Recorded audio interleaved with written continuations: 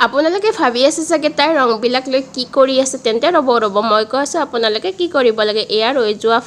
ফাকুৱাৰে যদি আমি ৰংগলী বনাওঁ তেতিয়াহ'লে বহুত বেছি অসুবিধা কাৰণ মন পচন্দৰ ডিজাইনটো যিহেতু দিব নোৱাৰোঁ ফাকুৱাত যিহেতু এটা আঠা জাতীয় ভাৱ থাকে তাৰ ফলত আমি ডিজাইন দিব নোৱাৰোঁ আৰু মই দিয়া বুদ্ধিটো যদি আপোনালোকে এপ্লাই কৰে তেতিয়াহ'লে খুব ধুনীয়া এটা ৰংগলী বনাব পাৰিব এয়া ফাকুৱাৰ লগত চাউলৰ গুড়ি মিক্স কৰি লৈছোঁ দুইটা কালাৰ মিক্স কৰাৰ পাছত খুব ধুনীয়া এটা পাউডাৰৰ নিচিনা হৈ পৰে আৰু ৰংগলী বনাত খুব ধুনীয়া সুবিধা হ'ব আৰু মোৰ তাত যিহেতু তিনিটা কালাৰ আছে তিনিওটা কালাৰতে মই চাউলৰ গুড়ি মিক্স কৰি লৈছোঁ আৰু খুব ধুনীয়া বজাৰত কিনিব